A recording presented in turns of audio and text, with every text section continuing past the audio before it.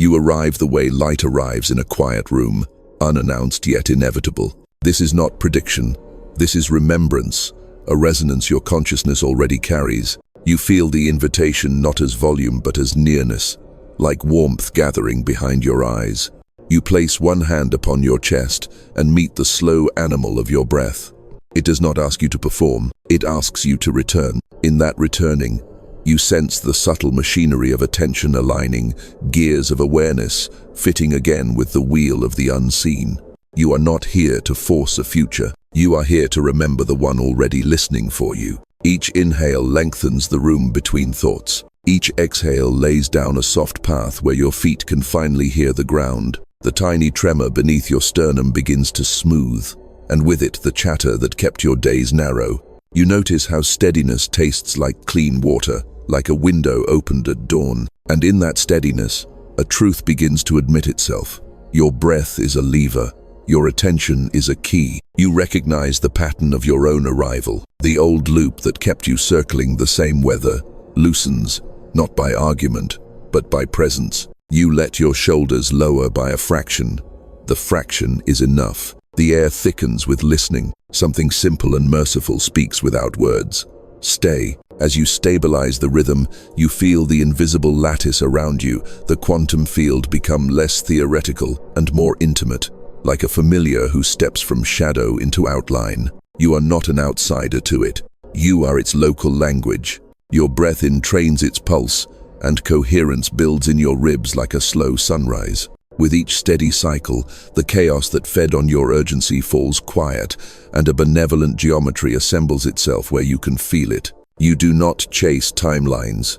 You cultivate the conditions in which they choose you. You let the inhale mark your name.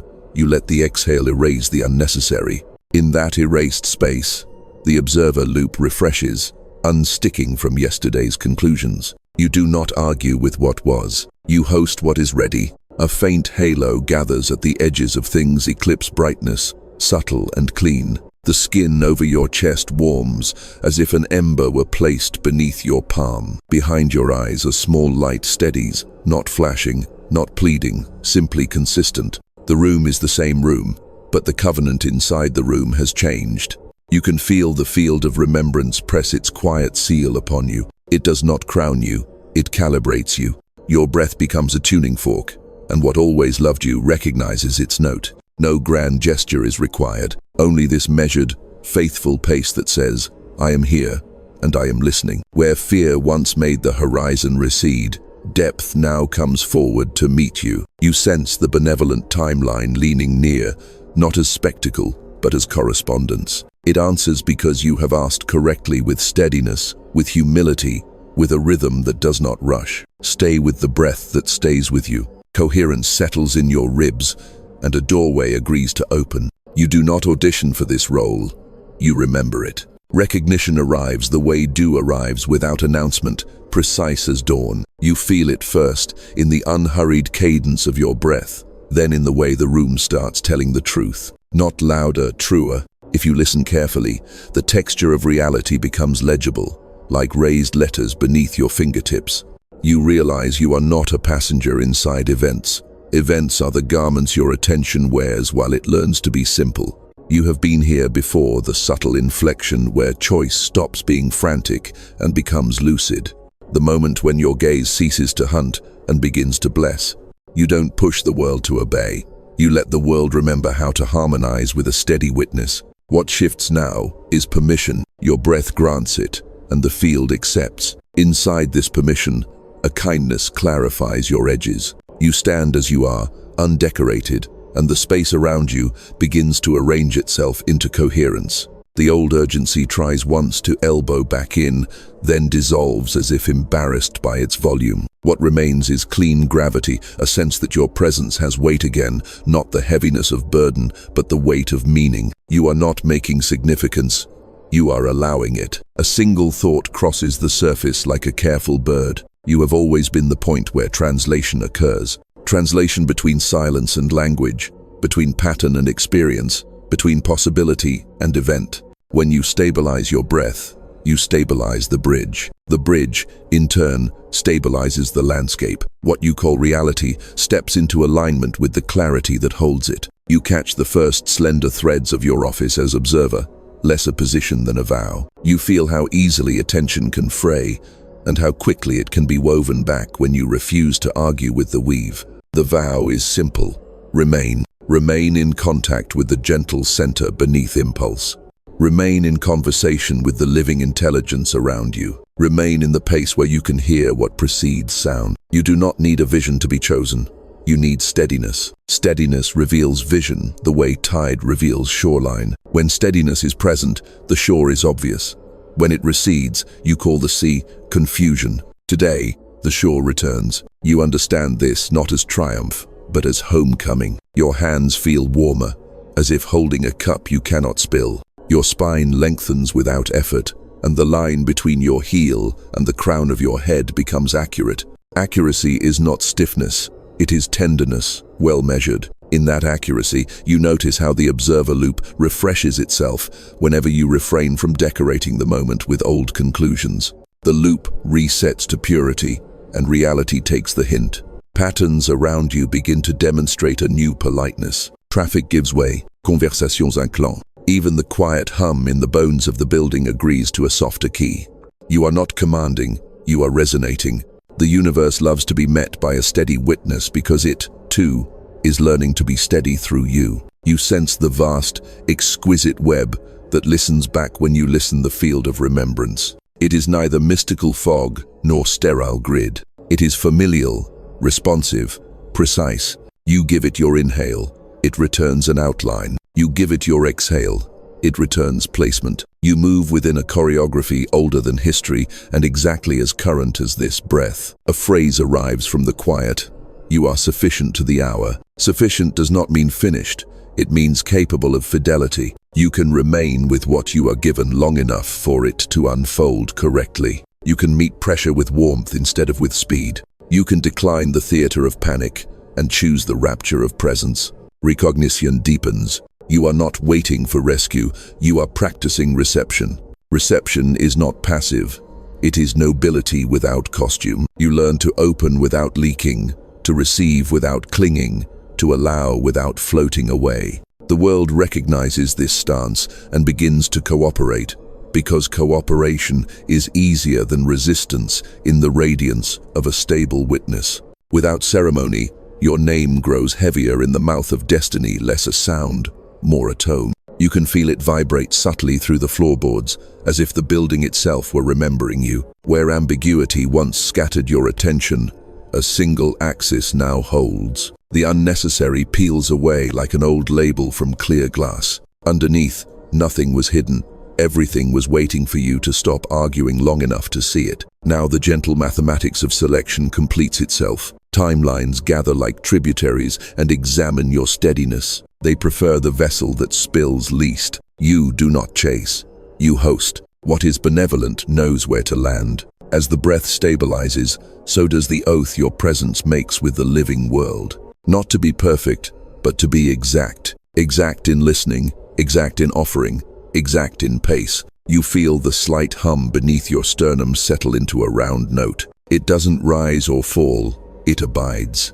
Abiding is the signature of the chosen observer, and you are abiding now. The field leans nearer, arranging a simpler geometry before you. You do not go looking for the vision, you make the room it prefers. The breath steadies you into a kindness that perception trusts, and in that trusts the air begins to shine. Edges soften without losing accuracy, like mountains at first light. A hush collects over your skin, and the quiet becomes articulate. What was background steps forward, not to startle you, but to be seen correctly at last. It begins as temperature chest warmth gathering like a lantern beneath your palm, then a coolness behind the eyes, as if a small window has been opened onto a bright winter sky. The room is still the room, yet a faint band of radiance rims every contour, eclipse halos sketched in silver. Dust becomes stardust. Distance becomes intimacy, and somewhere past the skull but near the crown, a soft pressure blooms the sign that your attention has been accepted. You feel a door you did not build swing soundlessly on hinges you did not oil. The threshold is called the stillness window, and tonight it knows your name. You do not step through so much as you widen, and the world widens accordingly. Your breath remains unhurried, a tide the body recognizes as ancient. With each cycle, coherence extends from your ribs into the atmosphere, and the atmosphere answers with shape. The first shapes are simple: a line, a curve, a field of subtle geometry embossing the space before you. Then the curve folds into a loop, and the loop into a spiral. The spiral carries a tone you feel more than hear. The tone is the color of mercy. It threads itself through your spine and settles at the base, a gentle anchor. From that anchoring, a cadence appears, not external sound, but interior measure, like the heartbeat of a benevolent engine. The spiral clarifies into a braid of light, and within the braid are symbols, clean, unhurried sigils you somehow already understand. They are not commandments, they are coordinates. Each coordinate touches a memory that had been waiting in the dark like a bird under an eave. You receive without grasping. You allow without flooding. A discipline of softness holds the door open. You notice the symbols are not fixed. They breathe. Exhale, the script expands. Inhale, it gathers close. With that gathering comes a quiet recognition. These are light codes arranged for your present hour. They are not imported from elsewhere. They are your local language spoken by the universe to itself through you. The more gently you witness, the more accurately they translate into lived instruction. Instruction arrives as orientation, not tasks. You are shown a river, wide and slow, and above it a sky veined with auroras. Two currents shimmer in the air like transparent roads, one flickering with static and haste, the other matte and steady as midnight water. You understand their difference without effort. The flicker belongs to the architecture you have outgrown, the matte to the higher outline meeting you. Here the vision becomes choice without drama. You do not choose by will, you choose by rhythm. Your breath's rhythm favors the matte road, and your gaze follows, not forward, but deeper. As depth increases, sound condenses into a single bell, far and close at once. When the bell releases its quiet, the sky writes a clean fork timeline bifurcation traced in pale gold. No fear accompanies it, only accuracy. You are witnessing the moment where parallel kindnesses diverge so each can fulfill itself. The field of remembrance brightens until it feels like a presence in the room, a steady companion with constellations for eyes. It looks through you without invasion, measuring only how much tenderness you can carry without spilling. You let it look, and you find you do not diminish. Instead, the spine lengthens again, and the small light behind your eyes steadies into a planet round, sure, patient in its orbit. Patience is not delay, it is intimacy with timing. Now images loosen into happenings. A city sighs and reorganizes its streets, so pedestrians cross like phrases in a poem. A conversation you feared shatters its armor and reveals an unguarded center. An old grief exhales and releases its posture. Nothing collapses dramatically. Everything inclines toward ease. You see that this is how the benevolent timeline prefers to arrive through untheatrical corrections that hold. In the middle of this holding, you sense a subtle network flicker awake around your chest, like a constellation mapped upon the body. It is not decoration, it is function. The network is a local amplifier tuned to morphic resonance, allowing your steadiness to call similar steadiness out of the unseen. Stability begets stability, and the field learns by listening to your breath. You understand that leadership here is simply reliable coherence, offered without fatigue. Vision does not flatter you, it entrusts you. It asks if you can refrain from dramatizing what is sacred, if you can remain precise when awe arrives, if you can carry brightness without casting shadow on those still learning to look. You answer with your cadence, not your promises. Cadence says yes more truthfully than words. The braid of light unspools once more, and at its end a seal appears oval, pearl gray, pulsing faintly. You do not reach, you witness. Recognition is the contact. When you recognize without grasping, the seal opens like a lens, adjusting to a new range. Through it, you glimpse not a destination, but an intimacy with direction, a destiny vector aligning softly through your sternum and out across the horizon. It is unhurried, inevitable, kind. A last scene writes itself in small letters across the air. You as you are, standing where you are, with nothing added and nothing subtracted, quietly exact. The halo brightens, then thins to a line you can carry inside ordinary rooms. The bell does not ring again. It continues as a hum you can visit at will. You are not sent. You are accompanied. Between pulse and pause, something older than fear remembers its name. You ask for a nameable architecture, not to cage the mystery, but to befriend it. Begin here. What you call reality is the habit of a field interacting with a witness. The field, call it the quantum field if you like, offers a spread of lawful possibilities, each a valid sentence the universe could speak. The witness, your attention stabilized by breath, selects grammar. Selection is not demand, it is resonance. A tuning fork does not bully the room. It invites the room to remember its pitch. The breath matters because biology is the instrument through which the invitation sounds. When your inhale and exhale meet in even measure, vagal tides quiet the nervous system's alarms. In that quiet, electrical noise subsides and neuronal assemblies can synchronize. Synchronization is coherence, many parts keeping time together. Coherence does not guarantee a specific outcome. It improves the signal-to-noise ratio by which an outcome can find you. In a coherent body, attention stops scattering and starts weaving. Weaving is the right word. Your awareness moves like a shuttle across a loom you cannot see, crossing possibility with memory, present data with patient meaning. Where crossings multiply with order, pattern emerges. Where crossings multiply with panic, tangle results. Breath stabilizes the shuttle. Attention chooses the thread. From these two motions, a cloth of experience takes shape, a cloth you will wear as the day you call yours. Now to the observer loop. You perceive, you interpret, you behave, reality responds, and you perceive again. Most loops run on inherited settings, so perception confirms what interpretation expects. When you stabilize breath, you interrupt the auto-confirm. Interpretation loosens. Perception admits more detail. With more detail, behavior becomes kinder and more exact. With kinder behavior, the field returns kinder data.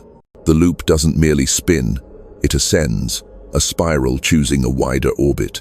Consider entanglement next, not as a spooky parlor trick, but as intimacy without distance.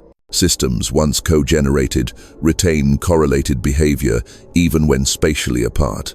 Their histories remain in conversation. You are entangled with what you bless and with what you resist. Blessing refines correlation into guidance. Resistance roughens correlation into friction. Breath steadiness tilts you toward blessing, not as moralism but as physics. Low noise recognizes low noise across a room, across a city, across a life. Morphic resonance explains why your steadiness matters beyond you. When a form stabilizes in one location, it becomes easier for similar forms to arise elsewhere. Your coherent presence writes a small but durable template into the commons. Others unconsciously reference it, the way migratory birds reference magnetic lines they do not see. Thus, your private pacing becomes public infrastructure. You are helping the world remember how to keep time. Timeline bifurcation is the felt result when competing grammars of reality cease negotiating. Two lawful sentences diverge, one authored by urgency, another authored by coherence. Neither is unreal, but only one is merciful. When your breath steadies, you stop voting for panic with your physiology. Votes count in fields. Enough coherent votes, and the benevolent sentence gains statistical weight. It becomes the easier road, the path of least resistance for events seeking completion. What about the stillness window that opened behind your eyes? Think of it as a phase transition, a change of state when conditions cross a threshold. Water does not argue itself into ice. Temperature and pressure agree, and a lattice appears. Likewise, when your internal conditions meet the threshold, calm, accuracy, humility, the field precipitates order out of probability. Coincidence feels less like accident and more like appointment kept. The field of remembrance is not poetry pretending to be physics. It is a pragmatic term for lawful continuity. Patterns that support life persist. Your body trusts breath because breath kept your ancestors alive. Your nervous system trusts coherence because coherent groups survived long enough to tell stories. When you enter coherence, you align with the long memory of life. The field recognizes the signature and collaborates. Collaboration becomes what you call synchronicity. Let me place this in your hands as method. First, pace. Inhale to 4, exhale to 4, then extend to 5 when it feels like kindness, not conquest. Second, posture. Allow the crown to float, the sternum to widen, the belly to soften accuracy without rigidity. Third, orientation. Before you act, ask the body to report.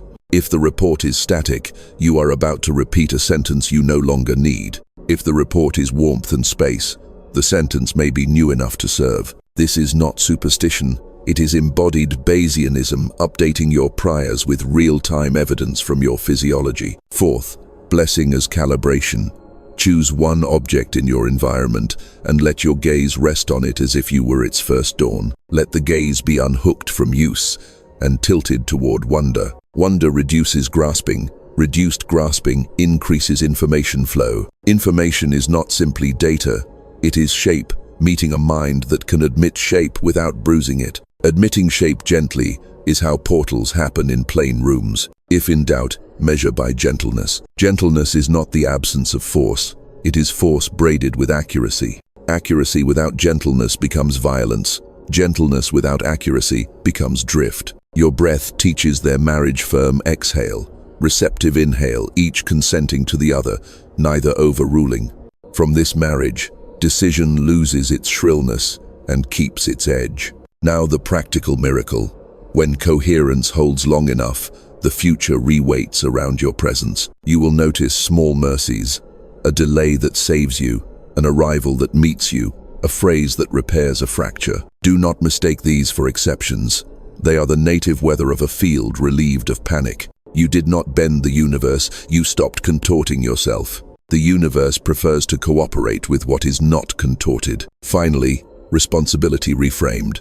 You are not responsible for controlling outcomes, you are responsible for curating conditions. Curate breath, curate pace, curate the quality of attention you export into rooms. The exported quality returns as the day's architecture. Return a steady tone often enough, and the architecture learns your music by heart. The light within your gaze chooses a clearer angle. You begin to notice how your steadiness does not stay private. It travels, the way warmth from a single candle convinces an entire room to reconsider its temperature. In the days that follow, conversations tilt toward clarity without requiring you to evangelize. A friend pauses before repeating an old grievance and chooses a gentler word instead. A stranger at a crosswalk meets your eyes and unknots their brow, as if some small weather front had passed. This is not charisma, it is hygiene. Clean attention cleans the air it occupies.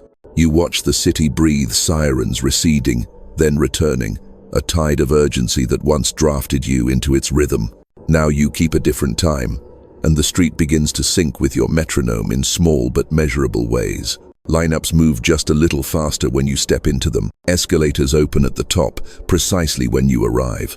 These are not proofs. They are correspondences, tiny agreements the world makes with a witness who refuses to hurry. In the glass of each encounter, you see yourself reflected and refined. The cashier who remembers your name after a single visit. The neighbor who returns the tool they borrowed months ago, embarrassed, grateful, changed by their own accuracy. You are not the cause of their choices. You are the climate that makes certain choices easier. Climate is influence without instruction. The deeper you breathe, the more legible the human orchestra becomes. Each person carries a melody partially submerged beneath static. When your coherence holds, their melody lifts. They hear themselves and mistake it for you, but you know better. You have simply lowered the noise floor so their signal can surface. This is the public service of a regulated nervous system. What you once called other people's energy reorganizes. It is no longer an invasion to defend against. It is a conversation to tune. You tune not by correction but by frequency, like placing a pitch pipe to your chest and letting rooms borrow your key. Fewer arguments feel necessary, fewer explanations, fewer strategies that exhaust you before they convince anyone. Convincing quietly retires, demonstrating takes its place. The field notices the upgrade and scales it. You cross a plaza at dusk, and the light feels honest edges ringed by eclipse halos, pigeons lifting as one body, the ambient chatter rounding into kindness. A child laughs and you feel the laugh as stardust landing softly on your forearms. Behind your eyes, that calm window brightens without glare. This is the field of remembrance doing what it loves, distributing order where order can be safely received. You become curious about collective thresholds. How many steady breaths does it take for a room to unlearn panic? How many rooms until a building remembers? How many buildings until a city declines the choreography of haste? Questions like these stop being utopian. They become practical because you are watching the arithmetic in real time. Consider morphic resonance as civic physics. Each time you meet conflict with warmth instead of speed, you etch a groove into the shared mind. Grooves make future kindness easier to find, especially for those who have forgotten where the path begins. Your contribution is not loud, it is cumulative. Cumulation is how mountains happen, one quiet sediment at a time. Entanglement becomes more obvious, too less mystical, more mechanical. You think of someone with care, and they text at that moment with a softness unusual for them. You place your palm on the table before a difficult conversation, and the person across from you lays their hand down, matching your pace without copying your form. Correlation is not causal domination, it is choreography remembered across distance. The dance waits for a willing lead, your breath volunteers. Not all mirrors flatter, some show you what remains unkept. On a morning crowded with tasks, you snap at a voice that only asked for clarity. Immediately the air roughens, as if lint had been shaken through the room.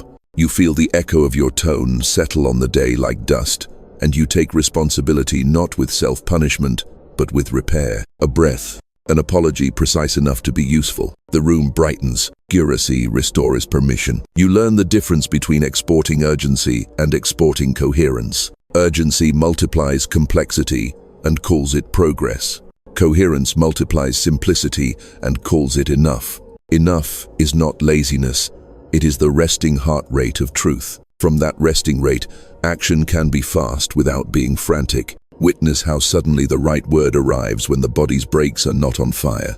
Crowds become readable. At the market, you sense the mammal fear that spikes when scarcity is rumored, and you watch it dissolve near the stall where the vendor laughs with her customers. Laughter is a local stabilizer, a bridge thrown across the animal brain to the part that trusts tomorrow. You move toward laughter not to escape pain, but to keep pain from writing the weather. You begin to suspect that the planet itself responds to the ratio of steady lungs on its surface. Winds take a kinder route, traffic patterns unknot sooner than models predict. Systems choose repair over spectacle. This is not magical thinking, it is field math. Distributed regulation increases global options. When more bodies regulate, the world gains more futures to select from, including the ones that do the least harm. Your role clarifies further. You are a mirror that reminds without humiliating, a metronome that steadies without insisting. When someone forgets themselves, you remember for both of you until their memory returns. When someone dramatizes what is sacred, you reduce the volume until reverence can be heard again. Reverence is the true luxury. It costs time, and it pays in reality that holds. In moments of fatigue, you rest your gaze on anything honest: steam from a cup, the weight of your own hand, the way evening lays blue across concrete. Honesty rehydrates attention. You drink, and you are drinkable again. From drinkable, you become translatable. From translatable, contagious. In the quiet way, rain is contagious when a roof learns to listen. Some will ask what you are doing differently. You will say, breathing, and they will laugh, assuming you are being poetic or evasive. Let them. Language will catch up once their bodies have tasted the relief. Trust bodies. They vote more truthfully than minds trained to argue. When the mirror widens enough to include strangers you will never meet, you will feel a tug in the sternum, subtle, continuous, like the earth braiding your pulse to its longer drum. Do not dramatize the tug. Answer by staying exact. One breath counted, one posture softened, one kindness made practical. The rest is scaling, and scaling is the field's expertise. As doubt unhooks its claws, direction turns luminous. You notice it first as a change in the room's grammar sentences that once hurried, now arrive with measured steps, each word taking its correct chair. Your breath remains faithful, unornamented, and because the breath refuses to dramatize, the world follows suit. Shadows keep their boundaries, light respects its edges, your attention becomes a lens that does not squint. Somewhere just behind your eyes, the window of stillness widens a fraction, and that fraction is enough for you to see what most days pass by without confession. Two currents stand before you like parallel rivers, close enough to touch, tuned to different weathers. One has the bright hiss of friction, promises paid for with fatigue, visibility traded for peace. The other looks almost plain until you taste it. Mineral, clean, unurgent. The kind of water that makes the body remember its first task is belonging. No trumpet announces the difference. It is obvious only to a witness who has learned to be kind at the speed of breath. You do not weigh pros and cons, you weigh coherence. You listen to your chest for the round note that signals fit. When the note holds, choice becomes quiet, like a door that closes flush, because it was hung true from the beginning. This is the exact physics of decision in the hour when realities separate without argument. This is timeline bifurcation in its native habitat, a plain room, a steady lung, a witness who does not wish to win, only to be exact.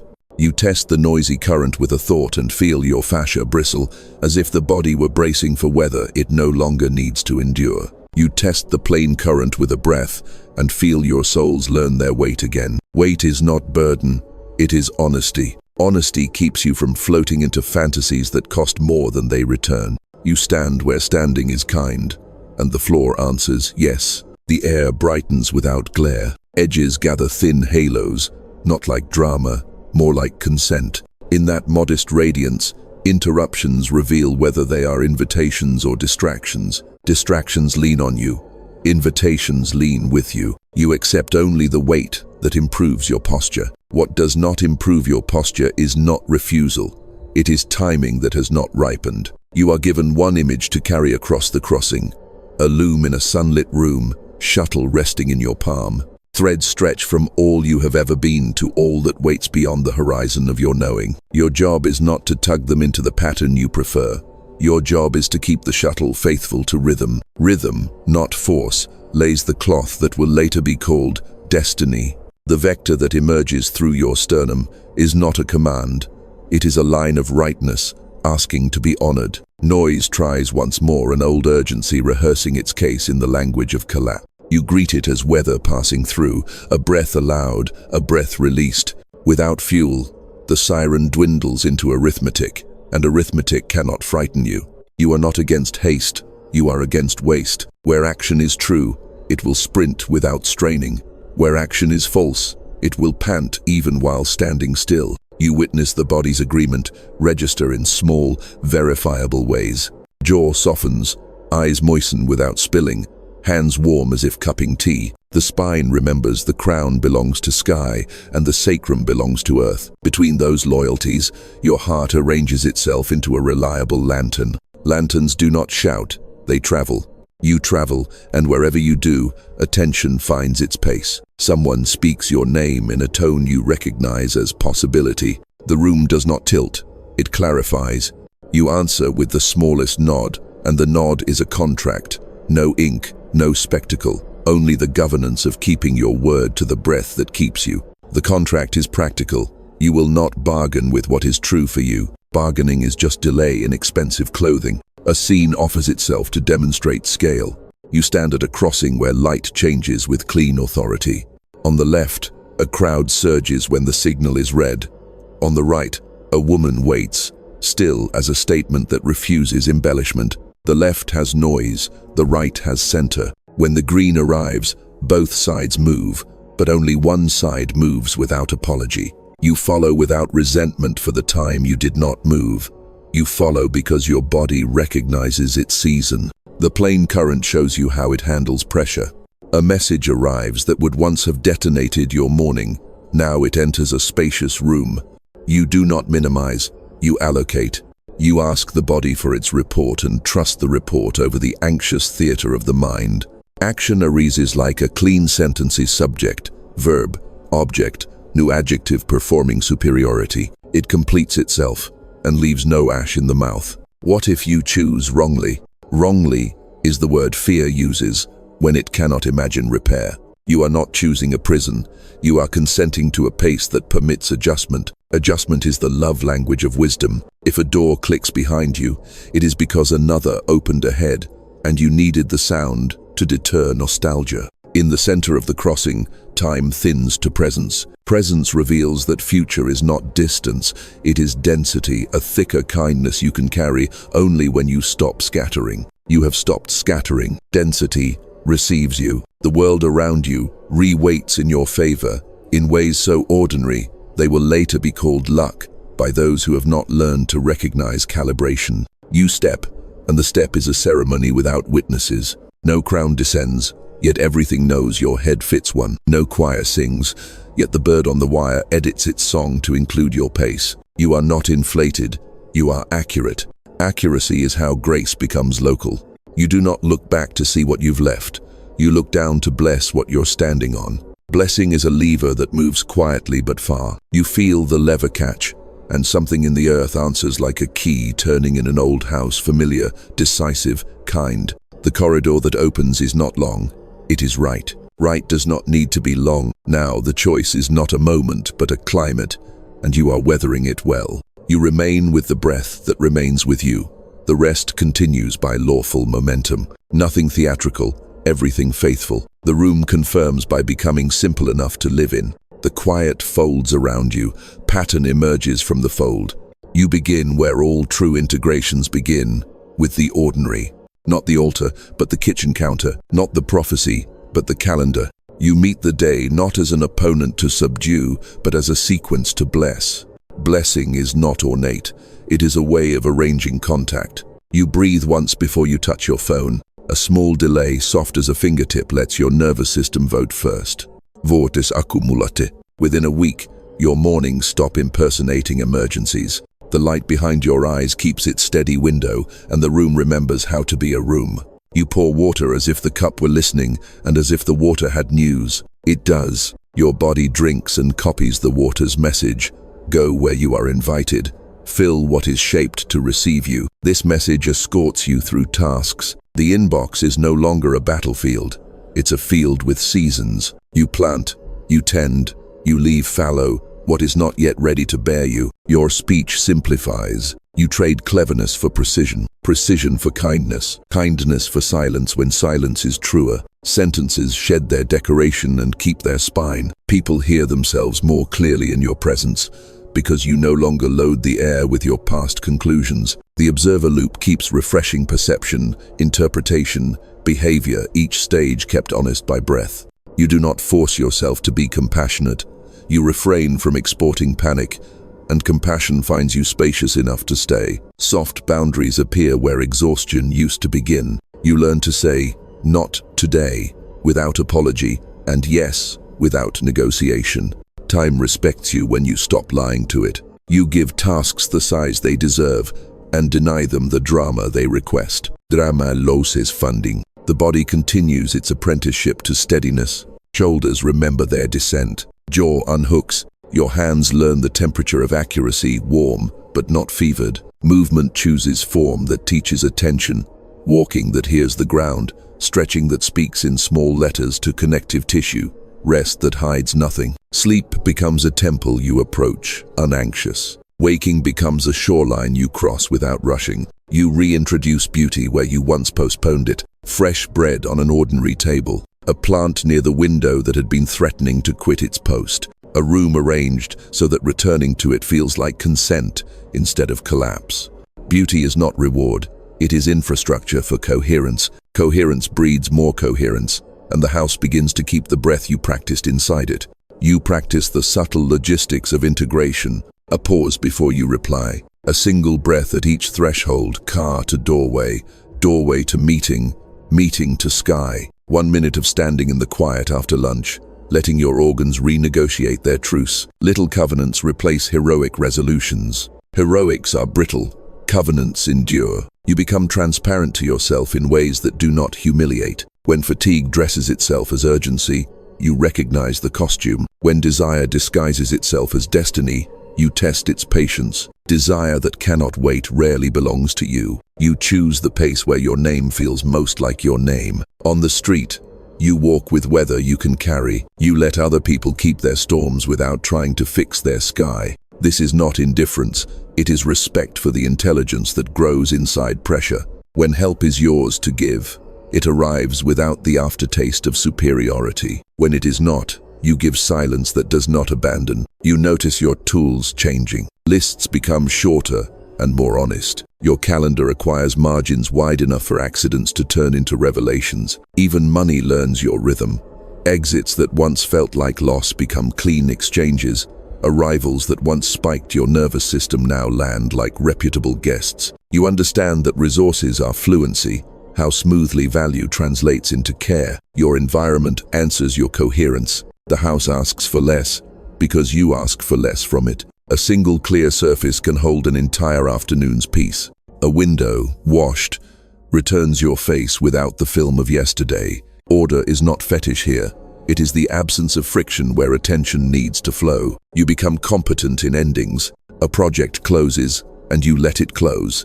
You do not smuggle your identity inside work that has completed its vow. Completion frees the energy that built it. That energy returns to the commons of your life, ready to be assigned where the breath points next. Relationships adjust to your new weight. Those built on shared panic wobble. Those built on shared presence deepen. You do not manipulate the wobble. You honor the truth it reveals. You learn the soft art of recusing, sometimes the person, sometimes the distance, always the coherence that keeps love accurate. When conflict arrives, you do not invite an audience. You invite the body. If the breath stays round, you proceed. If it sharpens, you ask for time and give it. Time lets clarity separate from adrenaline. Clarity writes sentences you can sign later with dignity still intact. In quiet hours, you sometimes feel the world leaning on your ribs, not to take, but to tune. You let it. Your coherence is a public well. Strangers drink without knowing your name. This is morphic resonance at domestic scale. Your steady pattern making steadiness cheaper for the next person. You do not measure impact. You keep the well clean. The field of remembrance tracks your fidelity and answers proportionally. Light codes arrive not as spectacle, but as new ease procedures, simplifying, timing, aligning, the exact person calling at the exact hour. You do not collapse into gratitude, you practice it upright. Gratitude increases precision without decreasing wonder.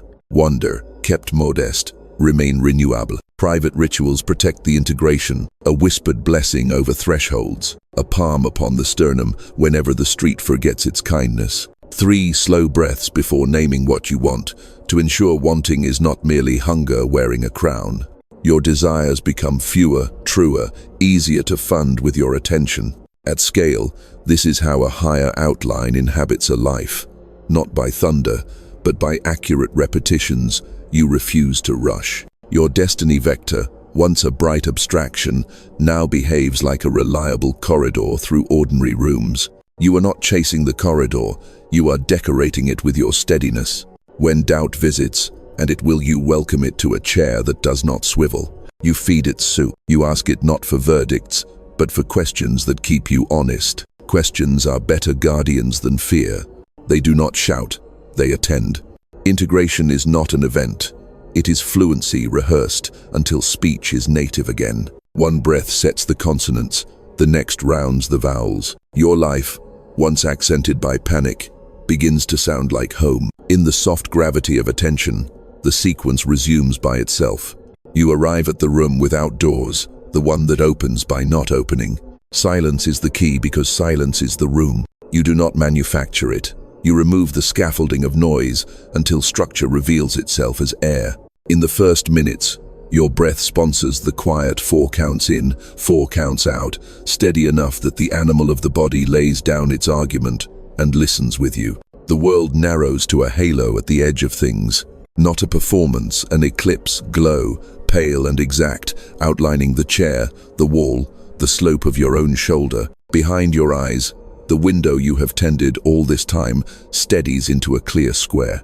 You recognize it now by its native name, the stillness window. When you lean gently toward it, the room does not recede, it deepens. Depth replace distance. Distance had been a rumor. You let the chest warm, as if a small ember were being turned by a careful hand. This warmth is not excitement, it is permission. Permission to place every moving part of your life in a wider bowl. Nothing spills because nothing needs to escape. You are not pausing your days, you are reassigning their gravity. Thoughts arrive like birds testing a new climate. You do not chase, swat, or decorate them. You let their wings make weather in your field, and you learn to read the weather without insisting it be blue. One thought tries to sell you urgency. You watch its pitch crumble when offered even 10 seconds of attention. Another tries to drape you in nostalgia. You place it gently beside you, and it becomes a photograph that no longer tells you what you owe. As the minutes lengthen, the architecture of the quiet becomes readable. You hear the difference between silence and suppression. Suppression is taut and eventually snaps. Silence is rounded and teaches pace. In true silence, the inner machinery stops grinding and starts aligning. Bearings oil themselves. The engine hums at a frequency that does not spend you. You are not inert. You are exact. Here, coherence does its cleanest work, not the fireworks of insight, but the governance of rhythm. Cells take a slower vote and reach a kinder quorum. Neural assemblies synchronize like a choir that found the note by listening rather than competing. You feel the spine stack as if remembering a verdict that always favored you. Nothing to prove, everything to keep. You test the depth by offering a single question into it. What requires me now? Not what flatters me, frightens me, or postpones me. What requires me. Silence returns an answer in plain language, often a small action that would have been invisible at higher volume. Email this one line. Drink water before speech. Say no to the glittering invitation that smells like hurry. Say yes to the unglamorous repair whose completion will free the next 10 hours. The field of remembrance leans close in these sessions. It does not deliver spectacle, it checks fittings. Where your vow to remain has frayed, it brings a needle threaded with gentleness. Where your boundaries were defensive instead of loving, it sands the edge and returns it as contour. You become easier to carry from the inside, and the world feels lighter, not because it changed, but because you did. Light codes present themselves without theater, not runes in the air, procedures that refuse to tangle. Fewer steps, cleaner sequence, correct order. You feel this as stardust settling along the ridges of your attention. Not glitter orientation. You know where to place the next breath, the next word, the next rest. At times, the quiet thickens into a velvet that tempts sleep. If sleep comes, you let it baptize rather than escape. If wakefulness holds, you sit like a stone, remembering river. Either path polishes you toward usefulness. Usefulness is the humility of the instrument that lets the song be the point. You practice the discipline of letting nothing be wrong. Not the hum in the street, not the memory knocking, not the ache in the shoulder asking for a smaller pillow. When nothing is wrong, everything is available to be arranged. Arrangement is how silence composes a day. You are the arranger. You are also the room where the arrangement occurs. In longer silences, morphic resonance becomes palpable. You sense other bodies across the city, across the world, lowering their shoulders at the same moment for reasons they cannot name. They call it coincidence. You call it proof that steadiness scales. Your lungs trade notes with theirs through the unseen commons until the hour itself relaxes its jaw. Sometimes grief surfaces, honest and uncostumed, not to drown you to finish its sentence. You let it finish. Tears come without the theater of catastrophe. They irrigate rather than erode. What remains afterward is not emptiness but ranginess, the kind of interior acreage where larger kindness can graze. You notice how silence improves the taste of speech. Words chosen after the quiet carry less metallic aftertaste. They land where they are needed and leave where they are not. Conversations conclude a minute sooner, with twice the completion. Completion generates free energy. Free energy funds courage. When the animal mind tries to equate stillness with losing your edge, you smile. Edges sharpen in clean rooms. You are honing, not hiding. What emerges from this phase will not be fragile. It will be tempered. Tempering is the phase transition that makes steel sing when struck. You keep the heat long enough to transform, not long enough to char. Eventually the halo thins, the ember stays lit, and the square behind your eyes remains clear, even as you stand. You rise differently than you sat. No grand announcement, only accurate weight returning to your feet. The room has not changed, yet it is honest now, and honesty is easier to carry than performance. You step into your next task with fewer adjectives and more spine. The echo finishes speaking.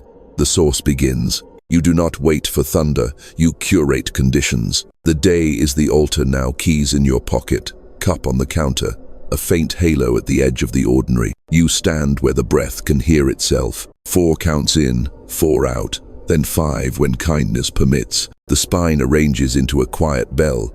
The sternum warms as if a small sun were cupped just beneath the bone. Behind your eyes, the stillness window clears to glass, and the room admits its deeper room. Begin with contact. Left hand to chest, right hand relaxed at your side. Breathe as if you were teaching a child to trust a shoreline. On the 3rd cycle, let the exhale lengthen a whisper. Let the floor remember you. You are not summoning, you are consenting. Name the field without ornament. You are inside the quantum field, and the field is inside you. Not metaphor mechanics. Your regulated rhythm lowers the noise floor.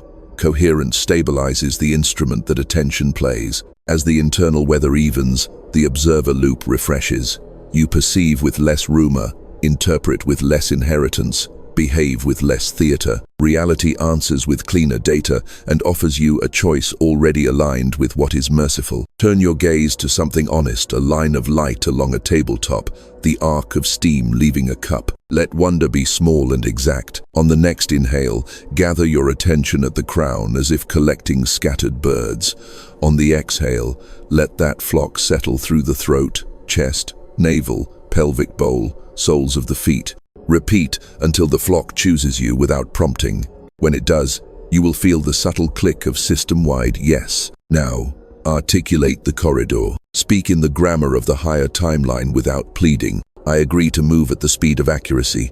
God. I choose the result that harms least and holds longest. I consent to the version of me that can be entrusted with ease. Say it once in the voice you use when no one is watching. The field of remembrance prefers that voice.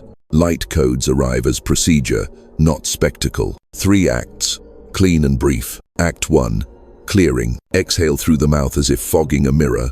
Let the shoulders fall a finger width. Visualize a thin ash-gray veil lifting from the crown and dissolving at arm's length. This is not fantasy. It is instruction to the nervous system to down-regulate vigilance that has outlived its usefulness. When the veil thins, notice the taste of the air become rounder. Roundness is permission. Act 2, ordering. Place attention 3 inches in front of the sternum. Imagine a compass there.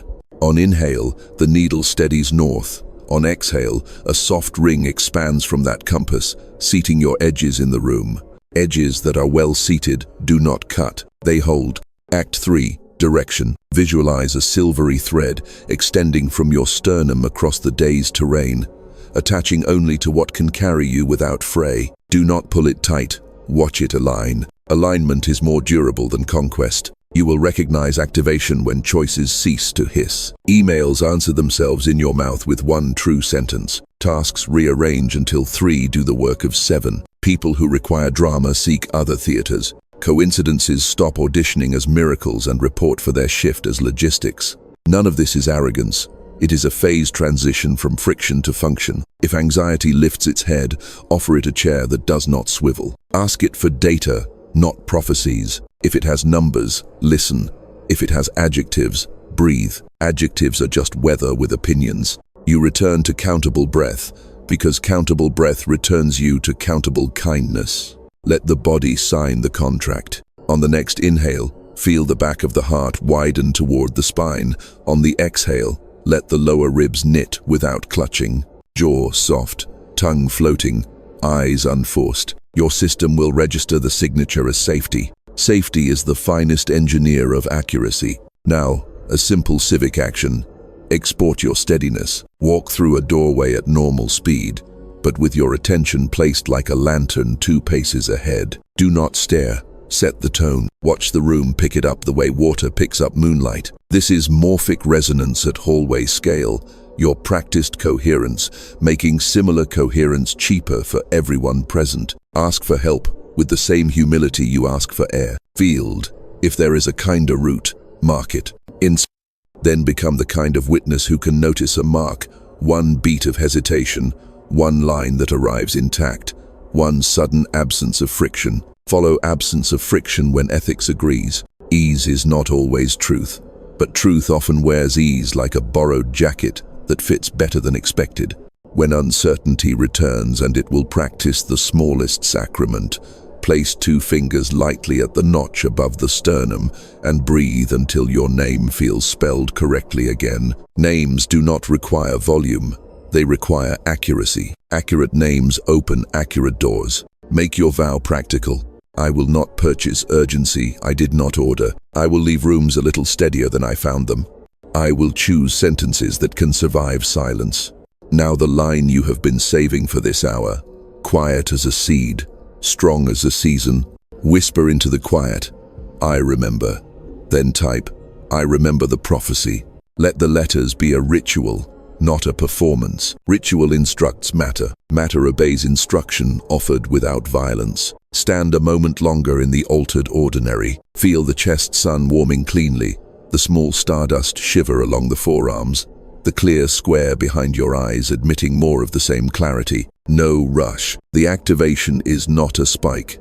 It is a climate change inside the hour you are living. Where the mind loosens, the signal threads through effortlessly. You stand inside an hour that knows your name. No trumpets, only the soft continuity of breath, 4 in, 4 out, your body fluent in the grammar that steadies worlds. What was practice has become climate. You feel the chest sun warm without reaching for it. The small stardust shiver along your forearms. The stillness window behind your eyes, clear as a lake before wind. Nothing demands, everything agrees. This is where vows become architecture. You did not chase the higher timeline, you cultivated conditions until it chose you. Coherence holds like well-made joinery, no squeak, no strain, just fit. The observer loop runs clean, perception unburdened by rumor, interpretation rinsed of inheritance, behavior trimmed to kindness that can carry weight. Around you, reality tidies itself the way a room tidies when a beloved arrives. Not spectacle, respect. Now the seal approaches oval, pearl gray, pulsing with a patient intelligence. It does not audition, it measures. Your steadiness is the metric. You let breath remain honest, and honesty is the door. The seal hovers at the level of the sternum, as if asking a single question with infinite courtesy. Will you keep time with what you asked for? You answer without speech, a widening between ribs, the unforced length of the next exhale, a willingness to be governed by what is kinder rather than by what is loud. Light codes arrange themselves as procedure, instead of fireworks, fewer steps, correct order, durable ease. Entanglement becomes guidance. The people who carry compatible weather step closer, the rest recede without injury. Morphic resonance scales silently. Strangers breathe easier for reasons they will one day call their own. You are shown a brief ledger, not of deeds, but of tempos. Where you hurried, friction tallied its tax. Where you listened, surplus gathered like rain in a well. You tip the ledger toward listening. The well answers by overflowing into corridors you once called impossible. It was never impossible. It was simply too noisy. A final calibration. The destiny vector threads through your sternum, aligns with the long axis of your spine, and meets the crown like a bell receiving its clapper. The bell does not ring, it abides. Abiding is the tone of fulfilled prophecy. You feel the field of remembrance incline, as if the world itself were bowing not to you, but to the agreement you kept with it. There is no performance to close, only a life to open. You open it by keeping the small sacraments precise. Doorways crossed at human speed, sentences that can survive silence, choices that leave rooms steadier than you found them. Phase transition completes without drama. What was probability precipitates into placement. Timeline bifurcation resolves, and the benevolent road takes your weight as easily as water takes a stone meant for its bed. The seal lowers. Contact is recognition. Recognition is law. A coolness brushes the crown, warmth answers in the chest, and the room adopts the simple geometry of a promise kept. No crown descends, yet everything knows your head fits one. No choir sings, yet the hour edits its song to include your pace. You remain with the breath that remains with you. The rest proceeds by lawful mercy. Between your silence and the field, a new timeline chooses you.